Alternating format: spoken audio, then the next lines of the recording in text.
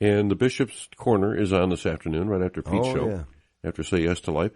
So, as you mentioned earlier, Dave, he handpicks a question from a show that we've taped and says, this is kind of a highlight question of the week. Not necessarily the best question of the week.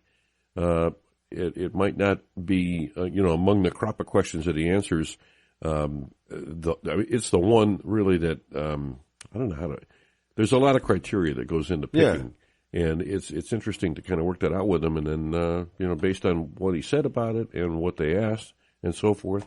So let's get to today's question of the week. It's all about spiritual direction. Kendra from Toledo, Your Excellency, I am seeking development of a closer relationship with God. More and more, I feel the Holy Spirit nudging me towards choosing a spiritual director. I thought this was only reserved for those in consecrated life. Is this true? If not, and I pursue this avenue, what are some helpful tips you would have in seeking someone to become my spiritual director? Thanks, Kendra. Beautiful. So thank you so much, Kendra, for writing in.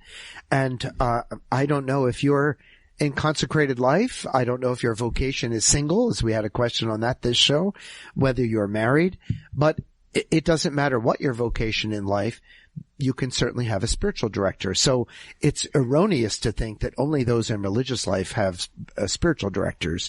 I know countless lay people who have spiritual directors. So first, spiritual direction is not only reserved for those in the consecrated or ordained life. The church encourages anyone in their own personal striving for perfection, for holiness, for their increased spiritual life. We encourage that you have a spiritual director. So I would encourage you, Kendra, that you might be able to find a spiritual director. St. Teresa of Avila, in her book, The Way of Perfection, says, a good spiritual director has the following qualities. I think this is a great quote. Knowledge of the spiritual life, faithfulness to the church, and exercises prayer and mortification. So that's who you're looking for, Kendra. And if I may, on a human level, just say, in searching for a spiritual director, I also think if you're going to enter into a relationship where you would be able to bare your soul to that person so that they might assist you in the depth of your life and spiritual life, then one would suspect you might also be choosing a priest who could be your confessor, because that would be entering into that depth of going to confession to your spiritual director. And I would say it has to be someone with whom you have some human rapport.